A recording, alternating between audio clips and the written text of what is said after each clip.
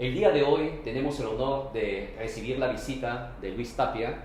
Él es director general del Instituto de Libre Empresa, es presidente del Centro de Liberalismo Clásico, economista, profesor de la UPC, autor de varios libros, y nos va a explicar sobre el programa 5 Reformas.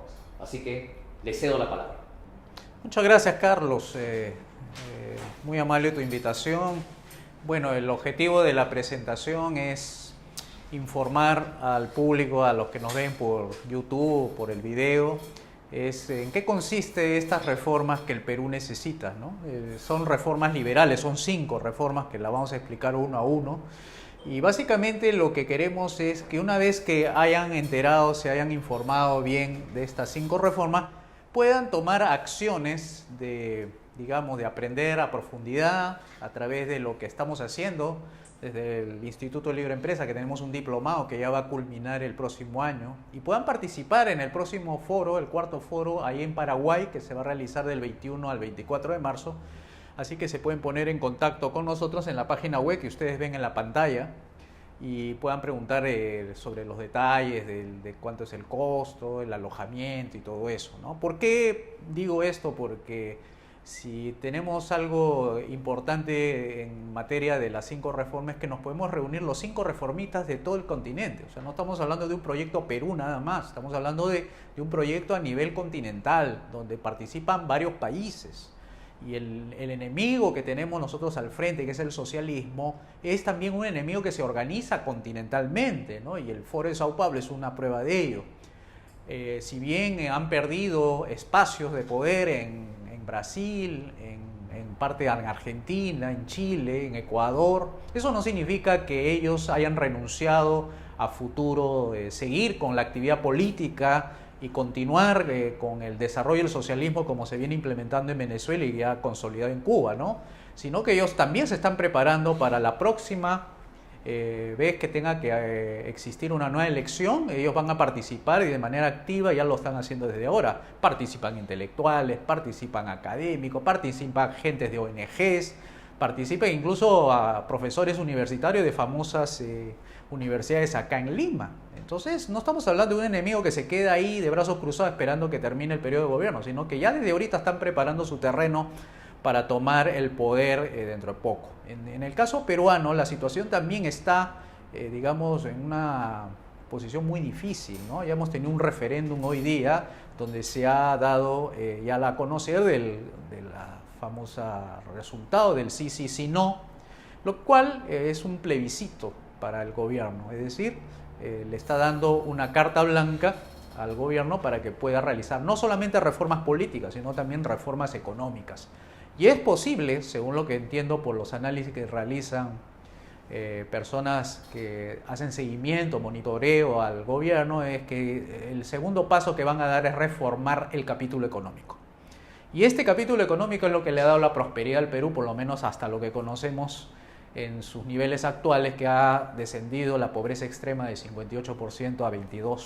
Ha sido posible por este marco institucional que nos ha brindado desde el año 93, a partir de la Constitución, que es posible que el Perú haya tenido los niveles de progreso, ¿no? Y que nuestros hermanos venezolanos, así como colombianos, españoles, estén viniendo al Perú porque encuentran una cierta oportunidad aquí en el Perú, gracias a este marco institucional de la limitación de los poderes desde el artículo 58 para adelante.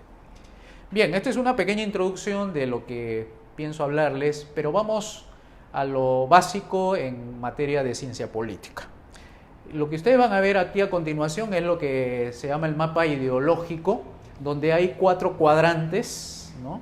Y los cuadrantes están organizados desde menos individuo a más individuo y menos Estado, y desde menos democracia a más democracia. Este mapa ideológico es de un hermano venezolano, Marco Polesel, que él es que ha elaborado esta infografía, donde nos muestra los cuadrantes, ¿no? Este es el cuadrante, digamos, donde las libertades individuales y la democracia está más consolidada, y las corrientes ideológicas que ustedes ven aquí está el liberalismo cristiano, la democracia liberal, el liberalismo, la democracia cristiana, la centro derecha, los liberales, los conservadores, que son los que dominan este espectro, ¿no? Cuando uno pasa de este espectro a este espectro, lo que se está modificando básicamente es que la importancia del individuo va reduciéndose y va cobrando mayor importancia es el Estado, pero manteniendo todavía los niveles de democracia representativa, ¿no?, en estos niveles de aquí para acá. Pero ¿cuáles son las corrientes ideológicas que todavía son democráticas, todavía no son dictaduras? Son la centroizquierda, la socialdemocracia, el estatismo, el socialismo liberal, el socialismo democrático, el laborismo de Inglaterra, etc. O sea, acá estamos hablando de que hay democracia, porque participan, digamos, partidos políticos, todavía las libertades civiles son, permitidas, sin embargo, el individuo pasa de un nivel de ser importante a ser menos importante. Es como si aquí dijéramos el primer artículo de la Constitución de un país con mayores libertades y mayor democracia diría: el individuo es el fin supremo de la sociedad, por tanto el Estado debe protegerla y garantizar su vida, libertad y propiedad. Pero cuando tú te pasas a este nivel de aquí, otro cuadrante, ya cambia la primera Constitución. Ya no diría eso que acabo de mencionar, sino diría: el Estado es el fin supremo de la sociedad, por tanto todos nos debemos a respetarlo, obedecerlos. Y entonces ya el individuo dejó de ser el fin supremo, sino el Estado. Y cuando la Constitución cambia en ese primer punto, ya el gobernante de facto se convierte en el ser más importante de una sociedad. El decir Estado es como dijera Luis XIV: el Estado soy yo. Entonces es peligroso, no solamente porque las ideologías lo difunden, lo esparcen, lo educan, lo capacitan a la gente, sino que una vez ya implementado una constitución, es bien difícil cambiar una constitución. Todos los que están del espectro para abajo, estamos hablando ya cuando ya la democracia deja de ser la forma de gobernar. Ya esto podría ser ya dictadura. Ahora bien, no la dictadura, no solamente hay dictaduras de derecha, que es esta parte de acá, hay dictaduras de izquierda. Estamos hablando ya del socialismo duro, el comunismo, que hasta podríamos hablar de Sendero Luminoso, podríamos hablar del fascismo, el nacionalsocialismo, y acá habríamos que señalar que si bien no es comunismo desde el punto de vista económico, pero sí es un capitalismo autoritario, tipo Pinochet.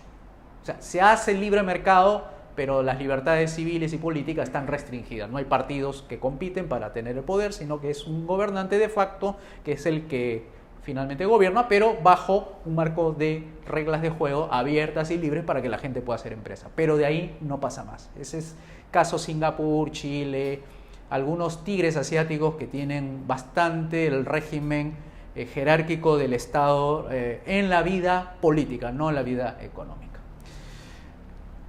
Bien, entonces, ¿cómo lo trasladamos esto en un marco nada más de dos, de izquierda a derecha o de derecha a izquierda?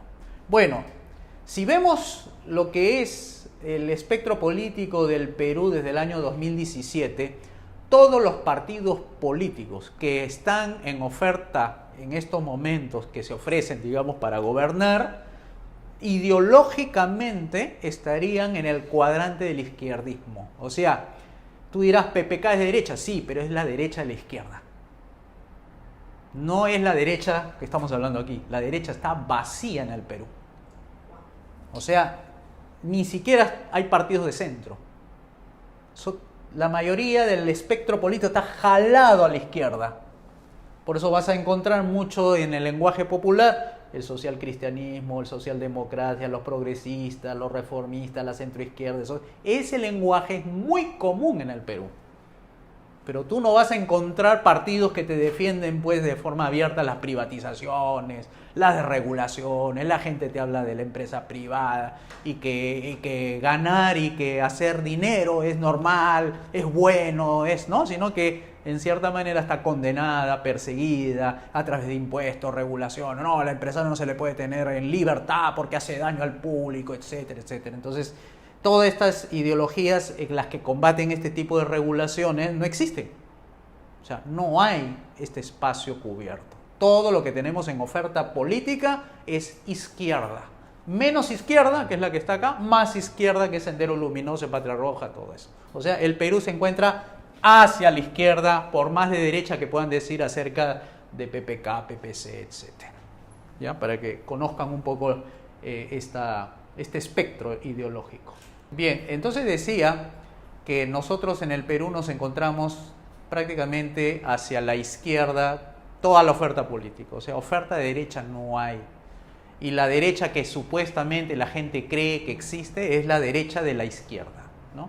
¿Por qué? Porque todos los partidos que nos ofrecen sus idearios son de este tipo, de la izquierda, del socialista, reformista, centroizquierda, lo que le llamamos los caviares, que es este grupo de acá de la centroizquierda, el socialismo, y bueno, ya al extremo, pues que ya ustedes conocen, del Sendero Luminoso, Patria Roja, todos aquellos que salen a bloquear pistas, carreteras, que quieren cambiar la Constitución, donde está Verónica Mendoza y compañía, todos los que dominan la agenda política, por ponerle el caso de los temas políticos, lo maneja, es la agenda izquierdista. Pero aquí, que es lo que yo me voy a dedicar a explicar de aquí para adelante, donde no hay una democracia liberal todavía consolidada, apenas se ha abierto algunas entradas, digamos, para hablar un poco de democracia liberal, digamos, ¿no? O sea, hablamos de democracia liberal como gobierno limitado, que eso no es lo que ofrece ahorita los partidos. Lo vamos a ver a continuación, por eso que vamos a hacer énfasis en esta parte que es el ideal desconocido, como decía Ayn Rand, ¿no? En su libro. Vamos a ver esto de manera más desarrollada, así que no perdamos de vista que esto es lo que yo voy a hablar y esto ya ustedes lo conocen por defecto, porque lo han escuchado en los análisis de los comentaristas políticos, son todos enfocados en este espectro. O sea que si ellos dicen yo soy de derecha, acuérdense bien que la derecha es dentro del espectro de izquierdista. Vamos a hablar a continuación de esto. Para que vean que no es teoría lo que estoy hablando, sino que la evidencia empírica acerca de por qué el capitalismo, que es un sistema económico que funciona dentro de un marco de libertad, es que pongo dos países que representan cada uno en términos reales lo que es capitalismo por acá y lo que es socialismo por acá.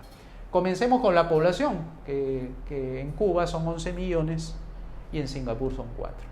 Y el PBI, entendido como el medidor de la riqueza de un país en términos de bienes y servicios, en Cuba producen en términos de bienes 68.000 millones de dólares.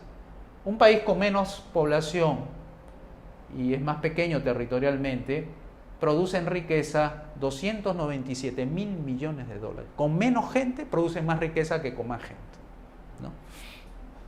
Lo que se quiere decir es que si tú lo mides en términos de repartición de riqueza de manera equitativa, el valor que recibiría cada cubano sería algo así como $6.000. Pero ya sabemos que ellos no reciben 6.000, sino que el gobierno recibe la mayor parte y un pedacito es para ellos.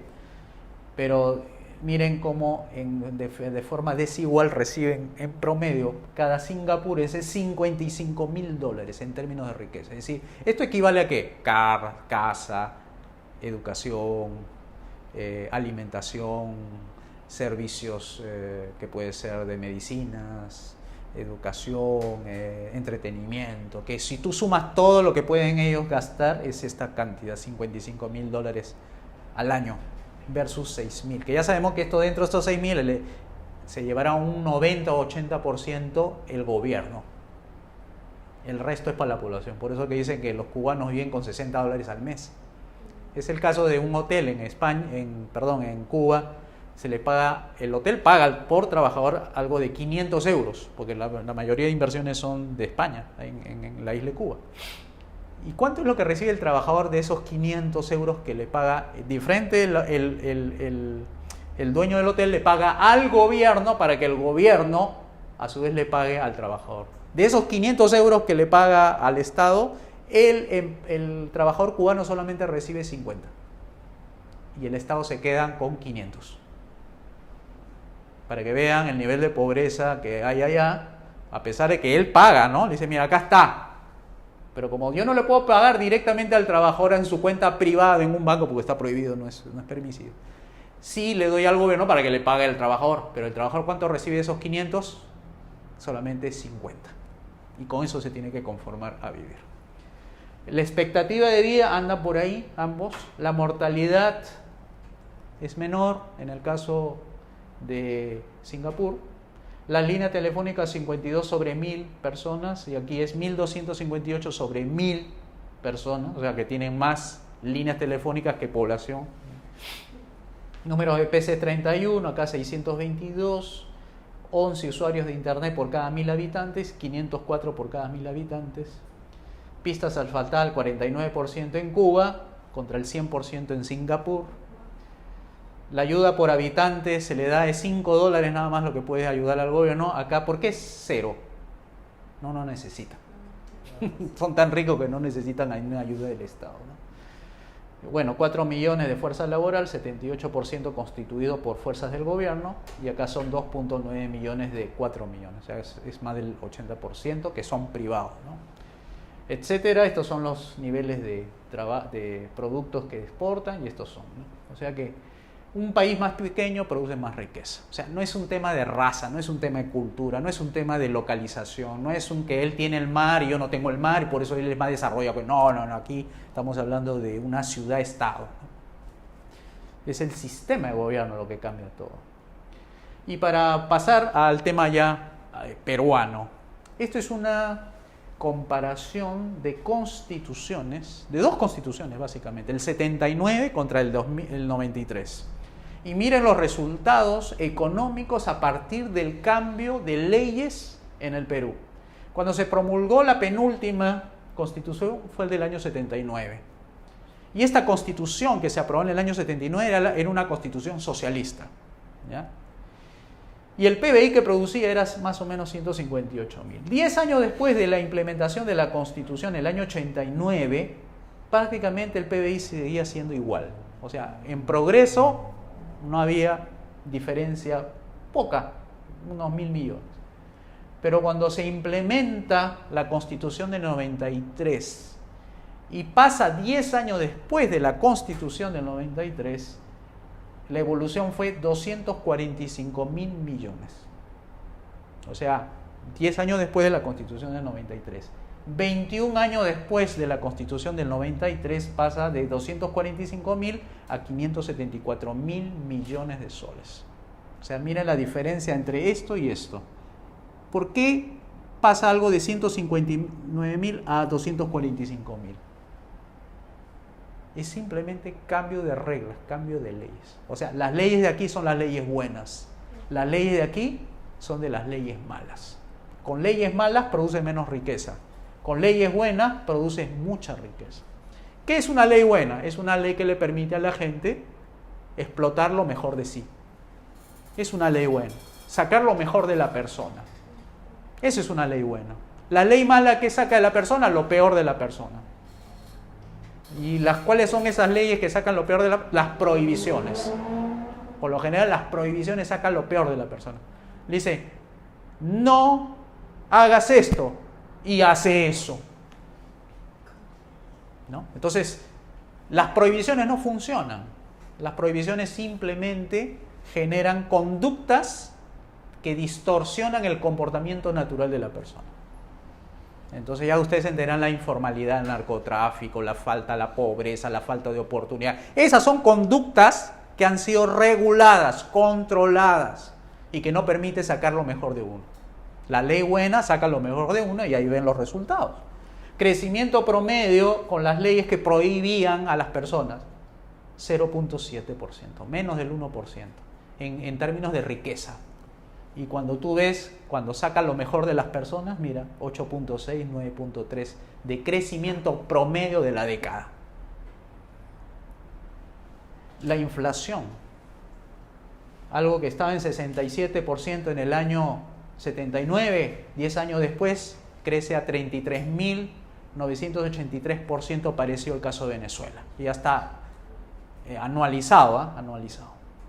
Y acá cuando se pone la ley buena en este caso del dinero, porque la inflación es producida por el dinero, este 2.3 y este 3.2 comparado, ¿qué cosa quiere decir la ley buena aquí?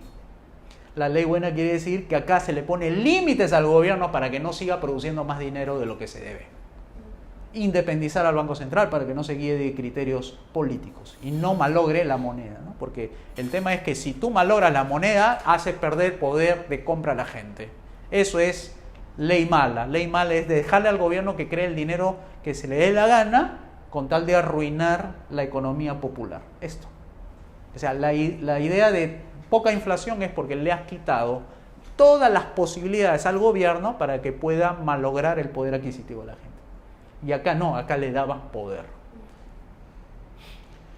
Igual la tasa de desempleo, que era muy alta acá, baja en cierta manera 20 años después. El número de huelgas, que era muy frecuente en el país, baja de 600 a 89, ¿no? Entonces, es decir, la pobreza país, cómo cae, que es lo que más, el indicador más, digamos, resaltante de todo esto, es como algo que estaba en cerca de 2/3, un poquito más de 2/3 de la población en línea de pobreza, haya bajado al 23%. O sea, estamos hablando de cambios cualitativos. Para que una persona deje de ser pobre, 2/3 partes de las personas dejaron de ser pobres. Para que 1/3 de las personas sea pobre. 1/3. De 2/3, 1.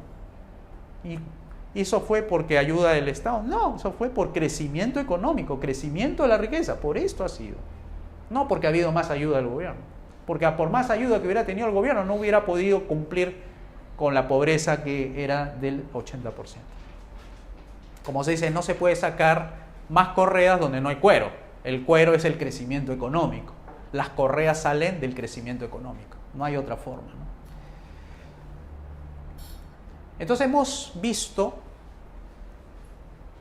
cómo un marco institucional, un marco de reglas de juego, puede cambiarle la vida a la gente. Cómo puedes hacer pasar de la pobreza a la riqueza.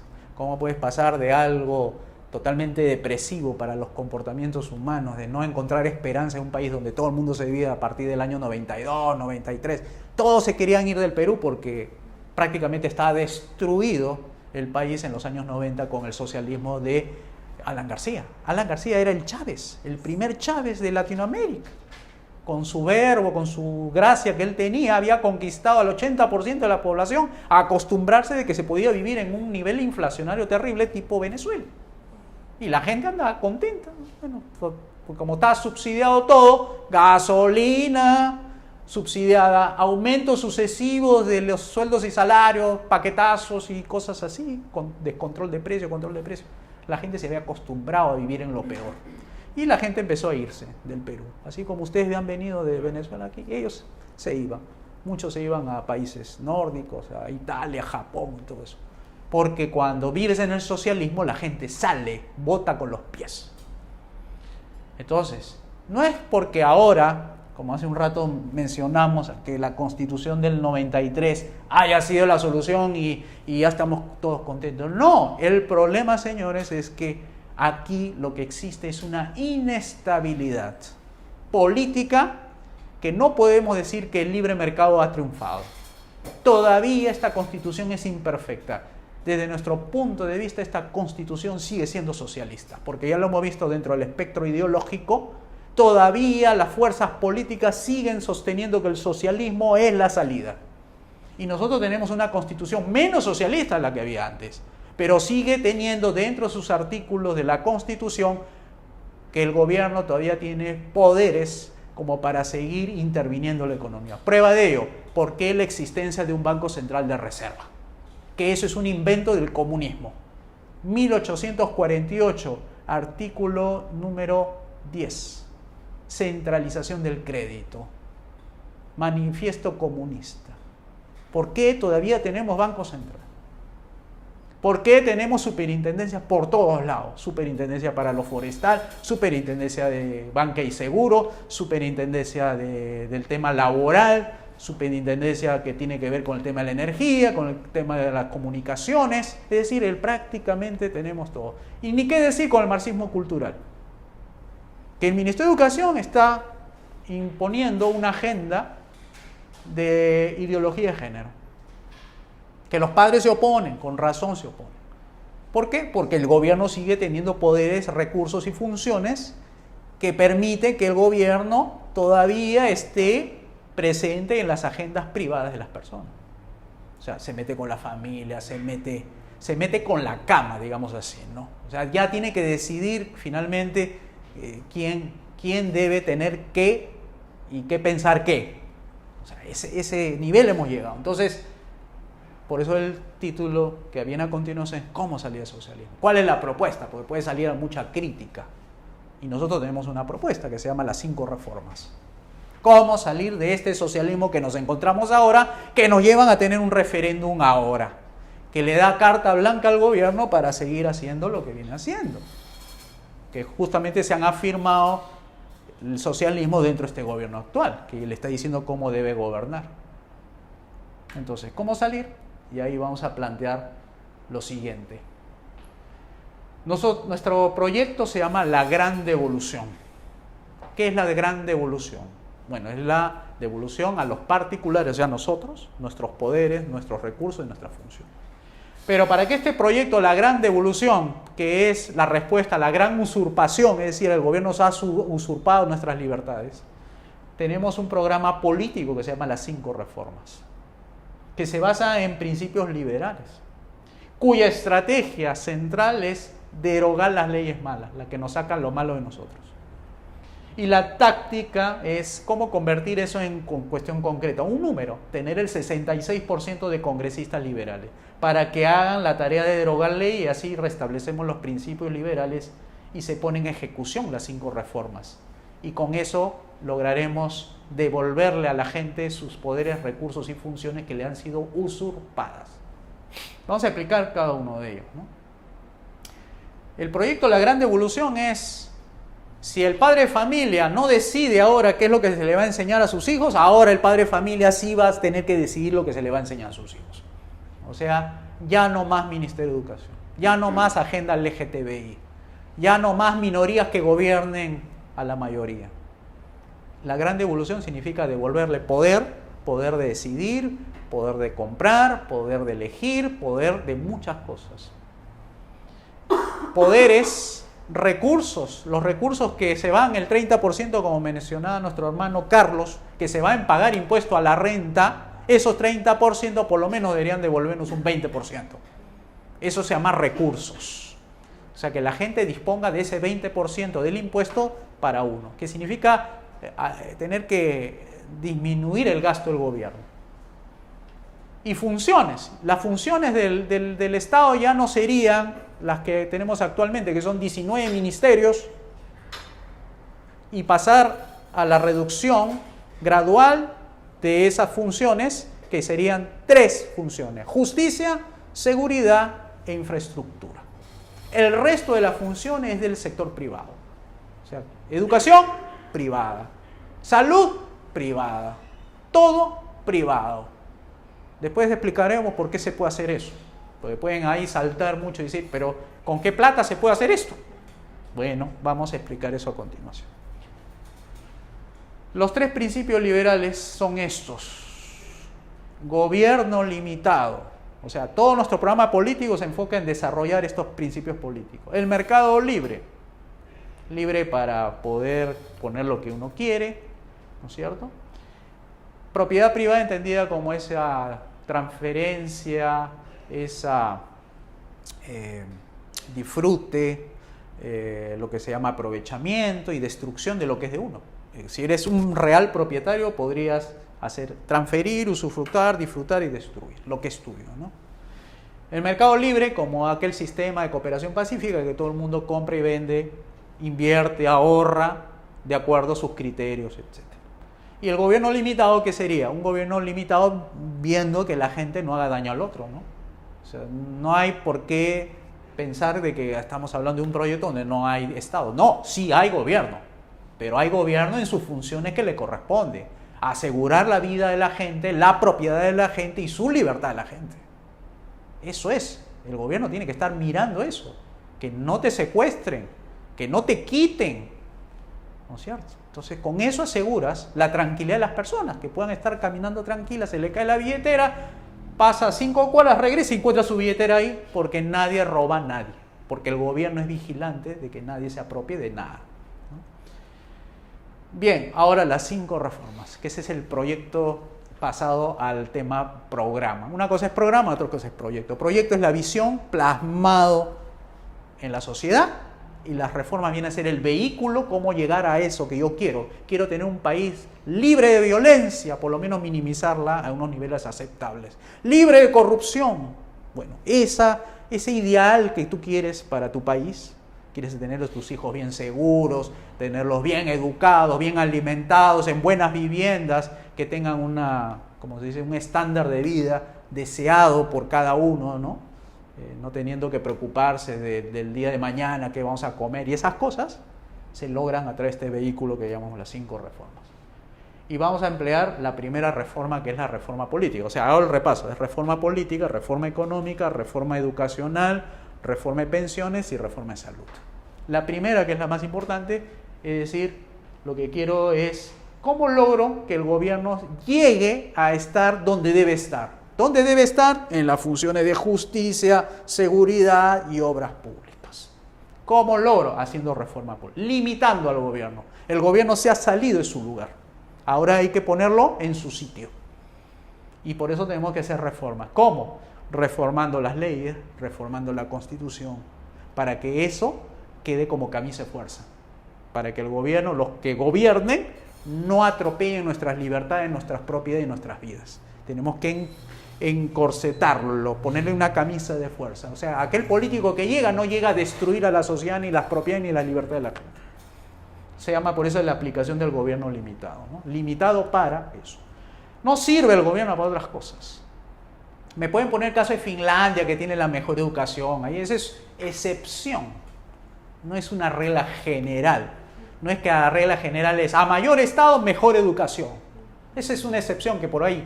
¿Y por qué lo pueden hacer? Porque tienen mucha plata. ¿Y cómo han podido tener mucha plata y pueden ofrecer una educación de calidad en Finlandia? Porque antes han sido mercados libres. Ahora recién se han vuelto socialistas. O sea, el socialismo puede cumplir en cierta manera su ideal cuando han sido ricos antes. O sea, yo puedo socializar mi riqueza, pero tengo que ser rico para distribuir mi riqueza de manera equitativa. Pero si yo no tengo riqueza, ¿cómo voy a distribuir? Pues, entonces, estos países que hacen con el socialismo las locuras que hacen, que es repartir riqueza a través de buena educación, es porque simplemente tienen los recursos. Pues. Pero para generar los recursos, la riqueza, primero tienes que dejar que el sector privado cree la riqueza, para luego distribuirla. Bueno, esto se logra a través de la reforma política. La segunda es la reforma económica. La reforma económica es la aplicación del principio del mercado libre, es decir, libre para comprar, libre para vender, libre para invertir, libre para exportar, libertad de consumo, libertad de importación, libertad de venta. O sea, la libertad es esa, ¿no? Entonces, el mercado libre entendido como que todos dentro del mercado, tanto de bienes y servicios como el mercado laboral, el mercado de capitales, el mercado de recursos naturales, como el mercado del talento empresarial, puedan disponer de sus propiedades como mejor le parece. Es libre. Ahí no interviene el gobierno para nada. Solamente interviene el gobierno en un mercado cuando alguien le hace daño a otra persona. Por ejemplo, yo lo estafo a él, el gobierno entra porque el demandante le dice, señor, este señor me ha estafado. Entonces el gobierno interviene ahí y le dice, a ver, vámonos al Poder Judicial y vamos a ver el asunto entre ustedes dos. Pero no interviene en el tema, yo voy a regular a los dos para ver cómo se deben comportar. No, eso no estamos hablando. Estamos hablando, el gobierno interviene cuando hay daño a la propiedad, al honor, la dignidad, esas cosas intervienen. No interviene para decir cómo debes tú vender, comprar, invertir. Por eso que cuando dije al comienzo, ¿a qué cosa debería hacer el gobierno? Solamente legislar, supervisar, cuidar ¿qué? Las vidas, las libertades y las propiedades. O sea, nada de superintendencia, nada de SUNAFI, nada de Ministerio de Trabajo, porque eso es regulación.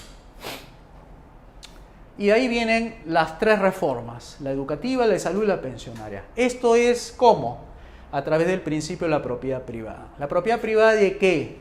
De unos famosos vouchers, unos bonos que se refieren a unos cheques con nombre y apellido intransferibles. O sea, no se puede comprar ni negociar nada. Simplemente se le da en esta transición de pasar del socialismo al capitalismo, hay una transición de adaptación de la sociedad a la nueva regla de juego. No sé si recordarán el año 92, en noviembre, cuando el gobierno de ese entonces sacó un paquete legislativo de 300 normas.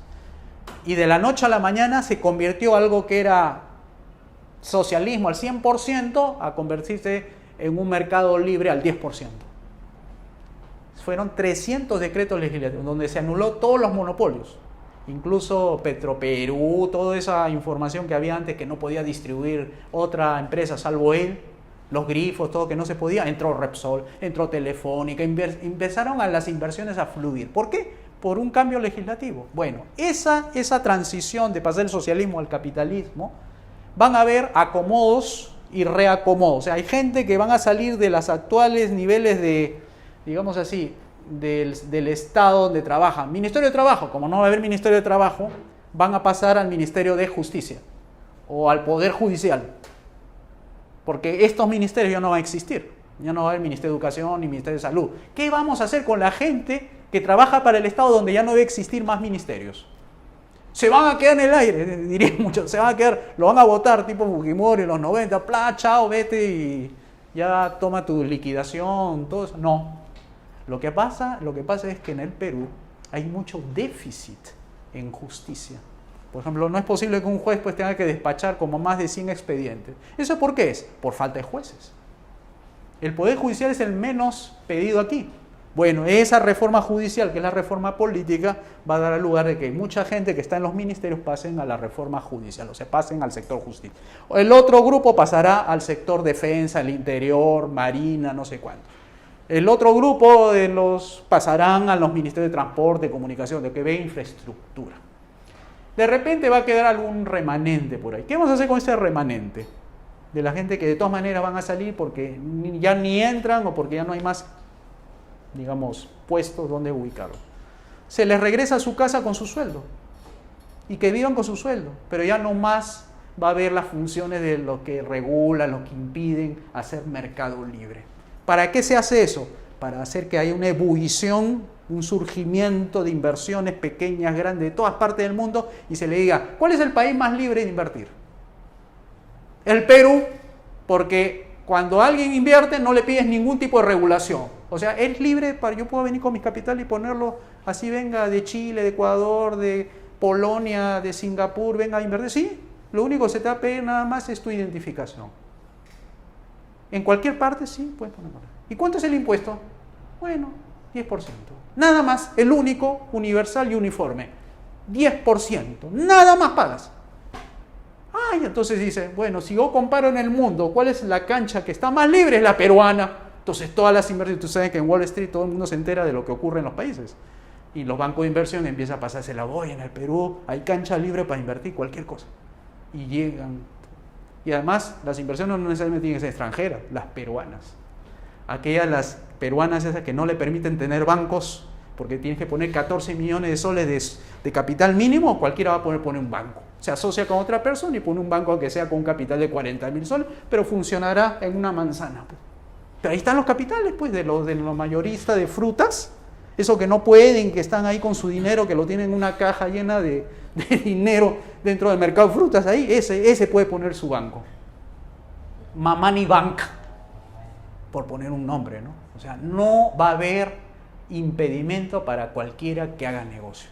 Aquel que tiene su cajita lleno de chicles que venden en los micros, ese va a poder ser empresario y va a poder tener acceso a cualquier préstamo bancario, porque los préstamos bancarios no tienen que ser como ahora, pues que te piden garantías de cosas de los bancos, porque es costoso la actividad bancaria, porque hay que regular mucho, ¿no? Bueno, esta plataforma que estamos poniendo, la reforma, solamente son para aquellos pobres que no se pueden sostener por sus propios medios, que es una cantidad ínfima. Para que financien, la preocupación de todo padre, de familia, es la educación, que no le falte educación. Si se enferma ya sabe que tiene un cheque que va a estar a su disposición en caso de se enferme, para el tema de salud y para el tema de pensiones, para aquellos que no pueden ni pagarse o no han tenido ni para oportunidad de poder ahorrar para tener una pensión en el futuro. Solamente esto va a ser transicional, porque va a haber tanta ebullición de riqueza que le da vergüenza recibir esto. Además, si consigue empleo en el sector privado, esto se cancela. O sea, no tendría sentido que reciba dos ingresos, uno del Estado y otro del sector privado. No, simplemente esto es para los más pobres. El resto va a encontrar trabajo, porque va a ser tanta el shock productivo que van a ver cómo es un tema de efervescencia, ¿no? Diría yo. Bueno, las 5 reformas que busca, ¿no? Eso es el objetivo final. Busca un país moderno, libre, rico, con los mejores niveles de seguridad, que ese es lo principal, ¿no? Que el enfoque es que si yo hago estas reformas, voy a conseguir esto. Sin seguridad nadie invierte. Sin justicia nadie invierte. Sin infraestructura, peor. Teniendo los niveles de ingresos para generar las condiciones necesarias para que puedan contratar educación y salud privada. Esas son las 5 reformas. Entonces, entrando ya a las definiciones, ¿cómo sería la reforma política? Que el gobierno esté limitado a tener buena justicia, seguridad, obras públicas con la calidad en los poderes de recursos necesarios para cumplir. Y la segunda reforma económica es prosperidad e ingresos altos, ¿no? O sea, que eso es lo que buscan, la prosperidad e ingresos altos, ¿no? No es empleo, porque empleo es el medio. El fin de toda persona es tener ingresos, no tener empleo, porque si es de tener empleo o tener que trabajar para tener ingresos trabajar para tener ingresos, va a preferir no tener y recibir ingresos, que es la lógica, ¿no?, de las personas. Y la educación son los vouchers, ¿no?, que se financiarán en lugar. Porque ahorita, ¿qué es lo que está pasando? Que ahorita todo se financia por la oferta. Es decir, el Estado contrata a los maestros, el Estado pone los colegios, el Estado hace eso. Pero acá, ¿cuál es el financiamiento? Es decir, yo le doy a los padres de familia, a los más pobres le doy un cheque. Y ellos van a decidir qué colegio se van a matricular. ¿Y qué va a elegir un padre de familia? Lo mejor va a elegir. Le van a decir, este colegio enseña mejor que ese. Entonces, la condición para que existan colegios va a ser que el colegio sea el mejor de todos. ¿Qué va a pasar con aquellos que no reúnen la cantidad de cheques necesarios? Va a tener que cerrar, pues, porque no va a tener con ese cheque que significa, yo recibo como director estos cheques para yo pagar con esos cheques, ¿qué? Mis cuentas, ¿no? Pago los profesores, pago el agua, la luz, el teléfono, con esos cheques, porque esos cheques, una vez que me voy al Banco de la Nación, lo convierto en soles y con esos soles pago. Pero esos cheques, ¿de dónde salieron? Del aporte de todos los padres de familia que confiaron en que mi colegio es el bueno, es el mejor. Aquel que no tiene cheques no reúne los ingresos, y si no los reúne los ingresos tiene que cerrar. Entonces, ¿qué está diciendo? ¿Quién decide ahí qué colegio debe quedarse y qué colegio debe irse? Los padres de familia, pues, que son los mejores que saben. Así es en el caso de los colegios. O sea, estos cheques pueden funcionar para el sector privado, ¿eh? O sea, se puede hacer eso. O sea, se puede hacer. No necesariamente tiene que ser colegios estatales. Veamos que es así, ¿no? Que puede ser mixto, puede ser colegio privado, colegio estatal. Yo preferiría que sea puro privado y que el padre de familia escoja los privados. Los estatales se cierran o se privatizan, si quieren. O sea, todos los colegios estatales se componen de tres comunidades: la comunidad de profesores, la comunidad de directores y la comunidad de padres de familias. Ellos tres organizan los colegios. Entonces, lo que haría un gobierno antes de cerrar los colegios estatales es entregárselo en propiedad privada de ellos. O sea, ok, ustedes quieren ganar más, tener más ingresos, mejorar todo, ok, le transfiero todo a ustedes. Ustedes decidan cómo se organiza. Si tienen que contratar una empresa que le gestione, contratarán. Si ustedes mismos lo van a gestionar, lo gestionarán. Usted tiene la libertad para poder hacer. Esta es la infraestructura. Le estoy dando todos los poderes, recursos y funciones para que ustedes contraten y hagan todo. Y ustedes mismos van a decidir si el colegio lo tienen o lo venden. O lo contratan, como le dicen, un terciario, ¿no? O sea, subcontrata para que le gestionen la empresa. O sea, el colegio. Le da toda la infraestructura. Igual en el tema de la salud, igualito, al mismo financiamiento. Los colegios hospitales, igualito se privatizan. Bien, ¿cómo es el esquema político? Que ese es el punto, digamos, de, ya ok, usted me está hablando de la parte, la propositiva, pero ya aterricemos cómo se logra esto. El tema es opinión pública. O sea, cuando digo opinión es la opinión tuya, de cualquiera de ustedes, que yo tengo que explicar bien en qué consisten las 5 reformas. Si yo tengo la opinión pública a mi favor, inmediatamente se va a constituir un movimiento. Movimiento, no es partido, pero sí un movimiento. Un movimiento puede constar de partidos o no, con partidos, sin partidos, pero es movimiento. Se moviliza la gente, ¿para qué?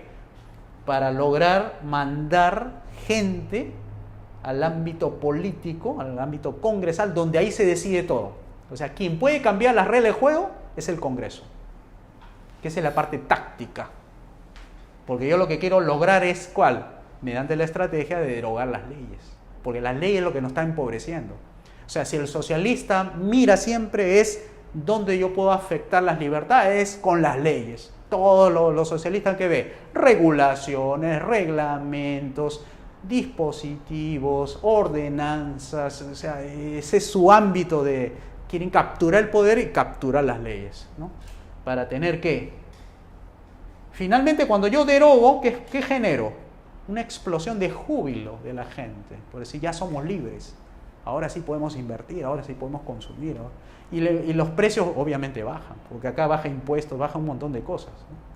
Y hay prosperidad, ¿no? Pero esta es la táctica, ¿no? La táctica es lograr el 66% que pueden cambiar la Constitución para lograr la derogación de leyes. ¿Qué implica la táctica política de derogación de leyes? Es implementar las reformas. Las reformas no es crear más leyes, ¿ah? Es quitar las leyes. Es minimizar la injerencia económica, política de las personas. Y más o menos estamos hablando de 30.816 leyes, que es lo que hay. Y eso que todavía lo puse al 11 de julio de este año. Yo sé que ha subido. Mira, ¿cuánto hay en Estados Unidos? Así aprobadas. Y son 300 millones, ¿ah? Tienen apenas 11.000 leyes. ¿Cuántos artículos de la Constitución tiene el Perú? 268. ¿Sabe cuántos de ellos tienen? 7 artículos. O sea, no es que más leyes, más prosperidad. No, menos leyes, más prosperidad. Es al revés. Por eso hablamos de derogar. Incluso hay una entidad, una comisión especial multipartidaria en el Congreso que se empezó a buscar cuáles eran las leyes que no servían. Esta es la comisión. Dicen que hay como 2.000 leyes que no sirven. ¿Por qué? Porque no se aplican o porque ya se derogó, ya vencieron. Ahora estamos hablando de porque ya no sirven, no se aplican. Pero yo estoy hablando de otra cosa más. O sea, que esto sí es viable, ¿no? Porque es política. O sea, lo que estoy hablando es política. Sí se puede. ¿Qué cosa es una ley mala? Es la que premia o fomenta malos comportamientos, que castiga o desincentiva los buenos comportamientos. O sea, en lugar de invertir legalmente, invierto ilegalmente. Eso se llama comportarse negativamente. ¿Por qué? Porque las leyes son contrarias a los valores de una democracia liberal. Vamos a ver cuáles son las leyes malas que hay que derogar. Ahí seguramente van a prestar bastante atención. Todas las leyes que son permisos, licencias, controles de precios, las leyes antimonopolio, las leyes antidumping, las leyes de creación de empresas estatales, las leyes sectoriales de promoción, esa ley de fomento, ley de promoción agraria, ¡pum!, hay que derogar. Leyes con propiedad intelectual también, las copyright, las leyes de radio y televisión, por ejemplo. O sea, que nadie puede poner un canal de televisión. ¿Por qué? Porque lo tiene el Ministerio de Transporte y Comunicaciones. No lo puedes tener. No puedes poner tu canal. ¿Por qué? Porque el gobierno es el único que te lo puede dar. En cambio, en Guatemala existe la posibilidad de comprar y vender derecho de propiedad. O sea, poner una de eso es comprar, es ir al mercado y comprar. Hay gente que te vende licencias. Otros, leyes de impuestos excesivos, punitivos, fraudulentos, ocultos, diferidos, etc. La ley de banca y finanzas. Esta es la del dinero forzoso. O sea, tú tienes que hacer tus transacciones en soles. Ahí te están quitando la libertad, porque tú podías contratarlo en dólares o en euros. ¿Por qué en sol? Bueno, te están quitando tu libertad de transar, por ejemplo, ¿no? Ley de la banca fraccional, el encaje legal, lo que tú dijiste. O sea, acá el gobierno le está diciendo a los bancos 14% o 22% no prestas, lo cual encarece, hace subir el tipo de interés, ¿no? ¿Qué otras leyes? La de bolsa de valores, ley de mercado de capitales. Todas esas leyes que tienen nombre son leyes restrictivas, no son leyes liberadoras, por así ponerlo. Ley de seguros. Lo único que puede haber es contrato privado entre las partes. Si violas una cláusula, te vas al Poder Judicial. Para eso lo reformamos el Poder Judicial, para que atienda justamente esos incumplimientos de contratos. Teniendo un buen Poder Judicial, no hay pretexto de no ir, al contrario, vas a ir porque sabes que va a funcionar, ¿no? Ley de control de cambios, tipo diferencial, ley de AFP también desaparece, no hay obligatoriedad en tener AFP. Es libre, es voluntario. El que quiera ahorrar, ahorra, ¿no?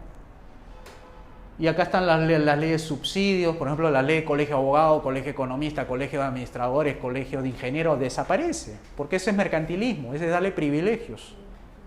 O sea, si tú eres abogado, te gradúas, no puedes ejercer tu profesión, tienes que pasar por el colegio. Y el colegio te habilita todavía porque tienes que pagar 1.500 soles. Las leyes de partidos políticos no habría, porque son asociaciones civiles. Como son privadas, es como decir que se metan con tu asociación civil para que te digan cómo debes elegir, o sea, cómo debes financiarte. La ley de iglesias, etcétera, ¿no? No habría. ¿Para qué? Bueno. La ley de empleo, la ley salarial, o sea, salario mínimo, chao. Cualquier de estas leyes de accidentes laborales también desaparece. Leyes protectoras de niños también, porque los únicos que pueden proteger son los padres de familia, no las leyes. La ley que va a diseñar en las leyes sindicales igual, ¿no? Y las actividades, la ley de educación, ley de salud, ley de seguro social, ONP, también desaparece. Miren cuánto trabajo hay para derogar. Etcétera, etcétera, etcétera. Y bueno, y estas de acá, que estas son importantes, es la que hablamos del gobierno mundial. Todas las leyes de la OIT, todas las leyes de la FAO, todas las leyes de UNESCO, todas las leyes de la Organización Mundial de la Salud, de la PNUD, o sea, de la Programa Naciones Naciones Unidas para el Desarrollo, del UNICEF, ONU de Desarrollo Industrial, del Fondo Monetario, del Banco Mundial y las demás. Esos acuerdos también. Austria ya se va a salir del cambio climático. Ya se salió Estados Unidos, ahora Austria le sigue. Y Bolsonaro creo que lo va a hacer para el caso de Brasil, se va a salir de la ley. O sea, ¿por qué tienen que hacer el otro y no lo hacemos nosotros? Si nosotros lo hubiéramos hecho, hubiéramos dado el ejemplo al mundo. ¿Por qué esperar que otros lo hagan? ¿Y qué nos quedamos? ¿Cuáles son las leyes buenas? En los códigos. Código civil, código procesal constitucional, el TUO, el código de comercio, el código penal, el código de procedimientos penales, el código procesal penal, el código de ejecución penal, Código de Justicia Militar o Policial, Código Tributario. Punto. No necesitas más. Con eso te riges. Tu vida así va a ser. De puro código. Andas con tu código. Así le quitas negocio a todo el pueblo de estudio abogados, porque tienes que pagar abogado para entender la ley. Ya no hay tantas concordancias aquí. ¿Cuáles son las instituciones que estamos en esto? Ahí lo que ustedes, 5 Reforma Chile, El Salvador, Perú, Guatemala, todos estos tienen páginas web. Y el Foro Liberal y el Centro Liberalismo. Eso es nuestra red por ahora pequeña. O sea, tenemos el programa, tenemos las ideas, tenemos todo, pero todavía nos falta gente, ¿no? Hay que salir eso de trabajar la opinión pública, por ejemplo. Porque si ahí tenemos el programa, ya tenemos la salida, tenemos cómo salir de este socialismo, bueno, no se hace falta de gente, pero tenemos el programa, no es ideas, es programa, que es importantísimo, ¿no? Bien, eso entonces sería todo lo que tenía que compartir con ustedes.